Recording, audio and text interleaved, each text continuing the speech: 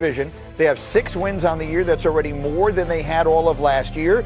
Those who want to be detractors will say they have 0 wins against teams that currently have a 500 or better record. So the Bears clearly are a team on the ascent. Yep. But are they a legitimate contender this year? Yeah, I think they are, and we're going to find that out here over the next 7-8 weeks because they have a lot of stiff tests coming up. But I'll tell you this, the thing that they showed you, though, in this game against the Giants, they're down 2 scores late in this football game, and you see Caleb Williams doing the kind of stuff that really got him drafted #1 overall. This play to Colston Loveland, this really was the turning point of this football game because here, you're going to see he's getting pass rush off of his blind side here by Kayvon Thibodeau, and he sees it like at the last moment. And then just look at this throw and look at this catch from Colston Loveland. That's what sparked him because then he went on and he had a nice scramble down the sideline. He had a touchdown. The defense rises up at the end of the game. Caleb is starting to become that guy that we sat here, 2 months ago? Yeah. I remember I think you asked the question. It was, if 2024 had never happened, what would you say about Caleb Williams right now? And we would be saying, this guy's a fantastic prospect that can ascend to the highest of highs. And you're seeing it now. You're seeing the effect of Ben Johnson. That's scary for the rest of the division. I still look at the teams that they've beaten. Their combined record is 15-41. Mm-hmm. So to me, I'm going to lean on the record. I think this is an ascending team. I think next year, this is a team that will be a legit contender. I think they'll still play.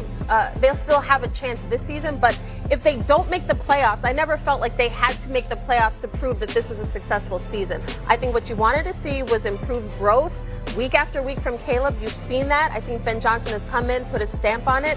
I just think in the NFC, I think there's a lot of stiff competition. Can I give flowers to a colleague of ours? Before the season in August, I remember Dominique Foxworth said the Chicago Bears were going to win the division, and I looked at him and said, "Okay, that's a take. That's a take." That was one of them stretch takes. Guess what? You were on the show together. You said that. Yeah. If they keep taking care of business the way they are, they're in the conversation. I feel much better about how the Bears are playing right now than I do the Packers. Look at their remaining schedule. The Bears, you talk about all these teams that they have, they don't have to play them. So we'll see where they wind up. Let's do the last 2 teams in the division. And making better decisions. And Ben Johnson, here's the difference between winning and losing. If he was losing, it's just like, can you just run a play instead of running around for your life, please?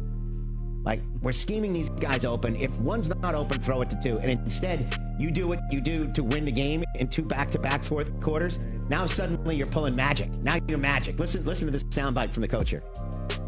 He looks like a Houdini back there in the backfield because, like I said, that's a really good pass rushing front that they've given a lot of teams fits. I think Burns is leading the NFL in sacks, and so there are times where he's trying to escape and making some things happen. He had a couple throws down the field, but like you said, at over 50 yards again rushing for the second week in a row. And I thought in the fourth quarter there we really needed that as a shot in the arm to end up winning that ball game. So credit to him. Okay. So and now you go from not running the play in a timely fashion, right? You're giving up on the play too soon to now, boy, the escapability is something else. Right. It really is. Say some of his instincts. I think some of it's lifting and training. I think the other part of it is visualizing those moments that the defender's leverage and things like that, and being able to take advantage of his leverage. And then other than that, it's just being smart at those moments. If it's time to throw the ball away or dirt it or anything like that, dirt it. If it's not, and I can make a play, go make a play for this team and do whatever I need from there. But I think it's those couple things that I do throughout the week, throughout the year, visualizing those moments. So I guess to use a magic phrase, abracadabra, voila, look who's in the 7th seed in a playoff spot if all things started today in the National Football Conference. That would be your 6-3 Chicago Bears. The Bears. Half game better than the Niners. Vikings are knocking on the door. If they can start playing consistently, the Panthers are 5-5. As we know, the Bears and the Cowboys, I don't think the 2 should meet, but Bears have got, with 8 games to go, halfway through their schedule. I'm not going to go high register. They are a playoff team right now because their defense is, how about this? Their defense is turning things over. They've outscored their opponent 30-18 in their last 2 fourth quarters, and the defense keeps on taking it away. 20 takeaways in in this season. That's the most in the National Football League. And may I ask you this? If Ben Johnson's trying to bring what he did from Detroit to Chicago, do they have their Bears version of Sonic and Knuckles?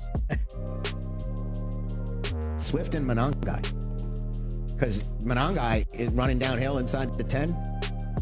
That's pretty effective. Yeah, it's like the Timu version of. That's what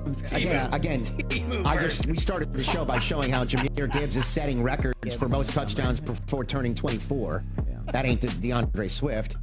And, Monangai's a rookie. But the run game certainly looks pretty damn good. And Kmet and Loveland. Colston Loveland's coming on. Yeah, Loveland's coming on. Adunze actually caught passes, huh? That pass, Loveland caught. He snagged it from behind. Yes. Yeah. Because again, that's the conversation. You heard it from Daniel Jeremiah. You've heard it from Kurt Warner here. If you pay attention, and we hope you do on the program, because we keep on bringing guests on who are really smart and telling you things, and we put it all together because we don't just host shows. We weave tapestries around here. The best thing about us, though, is it's about us. Is that it's Caleb Williams' ball placement. You got to work on the accuracy. Where you putting it? Doesn't matter if you got guys who can catch it. So yes, give it up to the Bears, man. Yeah, I mean, look, DJ Moore gets banged up. Luther Burden steps in. They're making stuff happen. If this keeps on going on, Ashton Kutcher's going to take TJ to an NFC Championship game, despite the Cowboys being in there too. Yeah, it doesn't matter to them. Then just go hang out. I don't think that we're going to make it. No, I don't think so. Get your damn act together. Thank you, TJ. Speaking of higher register, week 6, my higher register was that if the Bears got past with Washington, they were going to go on a run.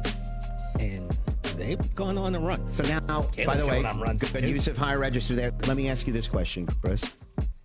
Knowing us as you do, me enjoying power rankings as much as I do after pooping on it, this guy now quoting his own high registers twice after saying, I don't speak in higher register. I am a naturally lower register guy. Yeah, sure. Not just in voice box, but also demeanor.